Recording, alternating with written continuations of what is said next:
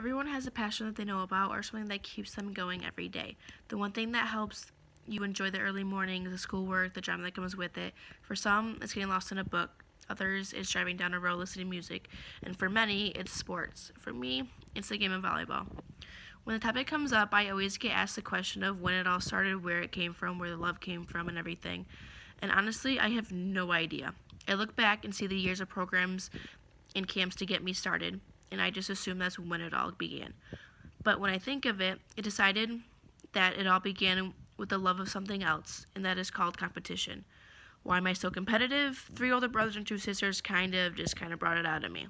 That is why and where I became so competitive. Being the youngest of 6, it is hard to go through life without fighting for one thing or another, whether it be the first to get to dinner, climbing on top of each other for shotgun, or just being the first for anything. But beyond my love for good competition, my love for sports was entered into me through my 2 sisters. Each one, in their own way, pulled me away from the dolls and the Barbies and onto the court. Yes, the other sports were just as cool and interesting, but nothing compared to the rush that I got with volleyball. The sport of volleyball has so much to it than just a white or colorful ball that you see going back and forth, or just even like an advanced game of don't let the balloon touch the floor. There is also history to it of what the positions do and what the roles are on and off the court. As everything today has history because it was not just invented, the history of volleyball gets pretty wild.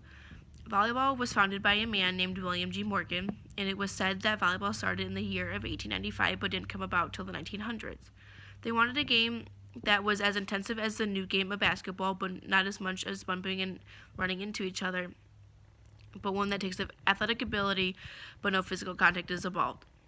William took the idea from different sports, and that was how the sport came about. He took like the ball from basketball, the net from the sport of tennis, the contact of the hands and other objects from handball, and the idea of sets and games somehow came from the idea of innings from baseball. Volleyball was originally called Mininet, but then obviously later at a conference, it was volleyball. Now that you know that not much from the 1800s has really stuck, everything has been modernized and evolved over time. In that originally, which is crazy, the court was played on a 50 feet long by 25 court. The number of contacts of one side of the net was unlimited. Also, you could have as many players on one side you can have, which would be pretty crowded.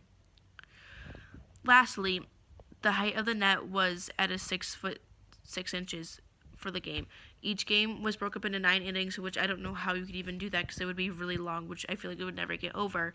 And also, which shook me was that the idea of if someone couldn't get a serve over, you could help them with another contact, which, I mean, as you know today, can't happen. And now, like, the history of the rules of the game, which has really surprised me of how much was allowed and where it has come from, a lot of things have changed from when it started. Like, for instance, the court is now, or was, I guess, 59 feet long by 29, which, I mean, back then it was 50 by 25. And the net was raised higher and into 2 different heights for men and women because now that they both play. For men, it's 7 foot 11 inches, and for women, it is 7 foot 4 inches, which, I mean, doesn't seem like a lot, but it really is. And also, as you know, if you watch it today, there are only 6 players allowed on the court at one time, thankfully, because I don't know how they could play it like that. And also, the number of contacts have been changed to only 3 contacts at a time, and also, you cannot hit it twice as the same person.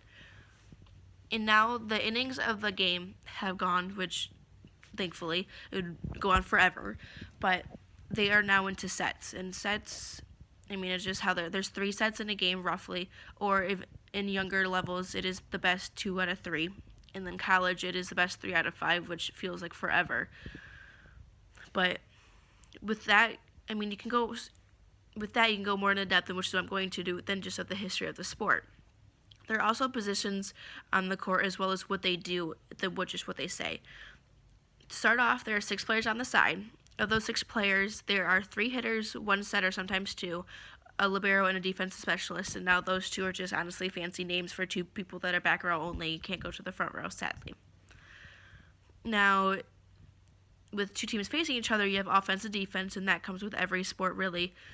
And if you're on offense, you're the one that's serving the ball, or the one hitting the ball, attacking it. And if you're on defense, you are waiting for the ball to come over, receiving the ball, and then making a play to become on offense. And honestly, offense and defense changes so fast in this sport, you don't even realize what's going on. You just know it's either one thing or the other. And to gain a point, I mean, back when it first started, to gain a point, you had to be the team that was serving. Now it can just be anything. You can gain a point from, I mean, really, volleyball is just a game of messing up, because if you don't mess up, you don't get any points. And how to really gain points is like if one team hits the ball into the net, the ball hits the floor without something touching it. I mean, the ball going out of bounds. It really could be anything. When it first started, the gaming points was to 21, and now the games go to 25 or win by 2. So if you're at 25-25, you have to go to 27 or 28. Just depends on how the rallies even go on, which go on forever. Now that I just stated some of the terms of how the game is played roughly, but now to go into depth what they are, like some people might not know what serving is or like what hitting is exactly, but serving is kind of self-explanatory a little bit, and that is when someone is hitting the ball from one side to the other, but you have to be standing outside of the lines of the court. And really serving is what gets the game started of it all. If the opposing team can't receive the serve, that is called an ace, and that is another way to get a point. And there are different types of serves. There is the normal underhand serve, which, I mean, you don't really see that much at the competitive level, but you do see it more in like a rec league. Or there's the overhand serve, and I mean, you can get as fancy as a float serve or a topspin serve, or even as crazy as a jump serve, which is just an overhand serve, you're just jumping with it. With all of that and what they mean, you can go into different skills of on the court. Another job that on the court that is difficult, and what someone would say, is the skill of hitting.